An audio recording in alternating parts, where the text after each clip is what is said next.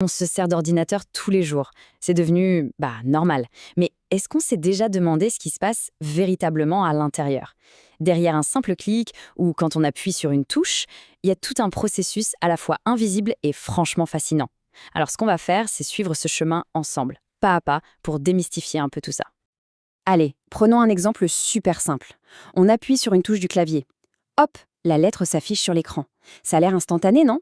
Eh bien, en réalité, entre le moment où le doigt touche la touche et celui où la lettre apparaît, il s'est passé une véritable cascade d'opérations dans la machine.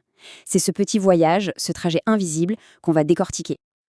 Bon, pour comprendre ce mécanisme, il faut voir ça comme un parcours en 4 grandes étapes. C'est assez simple en fait. D'abord, il y a l'entrée.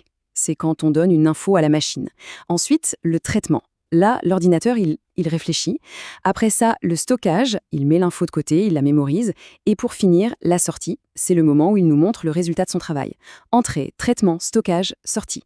C'est vraiment le cycle de base de toute information numérique. Alors on commence logiquement par le début, l'entrée. C'est un peu la porte d'entrée de l'ordinateur si on veut. C'est par là que tout passe. Un clic de souris, un mot comptable, une image. C'est le tout premier contact entre notre monde et le monde numérique de la machine. Et pour faire entrer ces infos, on a besoin d'outils, ce qu'on appelle les périphériques d'entrée. Les plus évidents, bien sûr, c'est le clavier, la souris. Mais attention, il y en a d'autres. Un micro qui enregistre une voix, une caméra, une manette de jeu et même un écran tactile. Tout ça, ce sont des périphériques d'entrée. Leur boulot, au fond, c'est de jouer les traducteurs. Ils prennent nos actions, nos gestes, notre voix, et ils les transforment en un langage que l'ordinateur, lui, peut comprendre. Le fameux langage binaire, fait de 0 et de 1. Ok, l'info est entrée, elle est dans la place. Et maintenant, elle est envoyée directement vers le centre névralgique de la machine, le poste de commandement, l'unité de traitement. Pour continuer l'analogie, si l'entrée c'était les oreilles ou la bouche, là, on arrive direct dans le cerveau. C'est ici que tout se joue, que les ordres sont interprétés et que les calculs sont faits. Et le grand Manitou de ce cerveau, le chef d'orchestre, c'est lui, le processeur, le CPU. C'est le boss. Son job, c'est d'exécuter toutes les instructions qu'on lui donne, les unes après les autres, mais à une vitesse absolument hallucinante.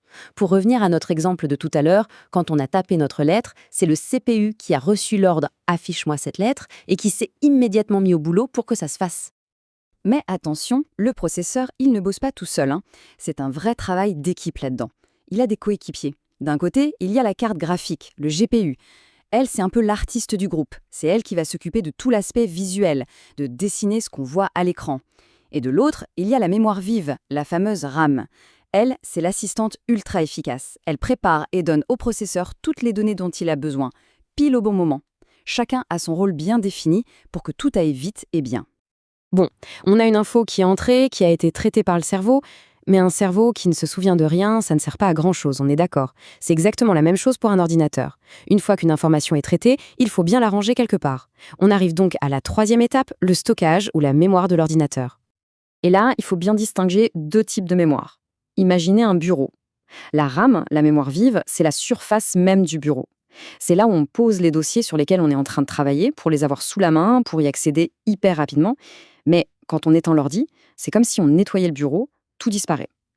Le disque dur, ou le SSD, lui, c'est la grande bibliothèque ou les armoires à côté.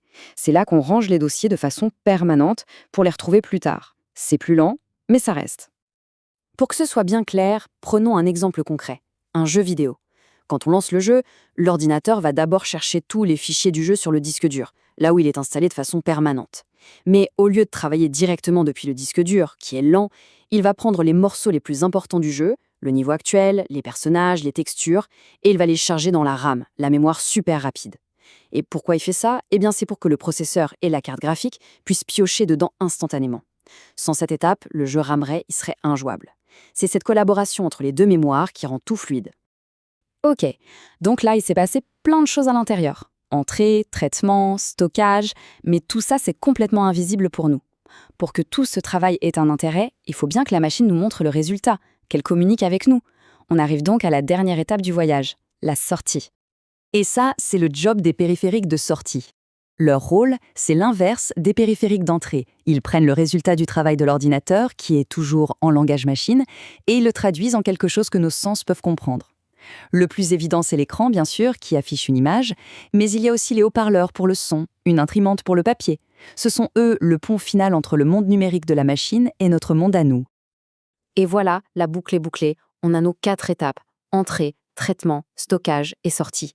Mais il ne faut surtout pas voir ça comme un chemin qui va de A à B et qui s'arrête. En réalité, c'est un cycle. C'est une boucle qui tourne en permanence, sans jamais s'arrêter, et à une vitesse qui dépasse l'entendement. Pensez-y. Chaque mouvement de la souris, chaque image d'une vidéo, chaque son qui sort des écouteurs, tout ça, c'est le résultat de ce cycle qui se répète des millions, voire des milliards de fois par seconde. Entrée, traitement, stockage, sortie. C'est littéralement le battement de cœur, la pulsation de base de tout l'univers numérique qui nous entoure. Finalement, un ordinateur, c'est un peu comme un immense orchestre, parfaitement synchronisé. Le clavier et la souris donnent le tempo. Le processeur, on l'a vu, c'est le chef d'orchestre qui dirige tout. La mémoire et le disque dur, ce sont eux qui tiennent la partition. Et à la fin, l'écran, les haut-parleurs, c'est le concert qu'on écoute et qu'on regarde. C'est vraiment cette harmonie, cette collaboration parfaite entre tous les musiciens qui permet de transformer une petite note de départ en une magnifique symphonie. Voilà, ce cycle en 4 temps, c'est vraiment la pierre angulaire de toute l'informatique depuis ses débuts.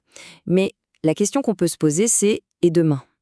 Imaginez un instant si la prochaine entrée, ce n'était plus nos doigts sur un clavier, mais directement nos pensées. Le processus de base, lui, ne changerait pas. Il y aurait toujours une entrée, un traitement, un stockage et une sortie. Mais notre monde, lui, serait transformé à tout jamais. C'est une idée assez vertigineuse à méditer.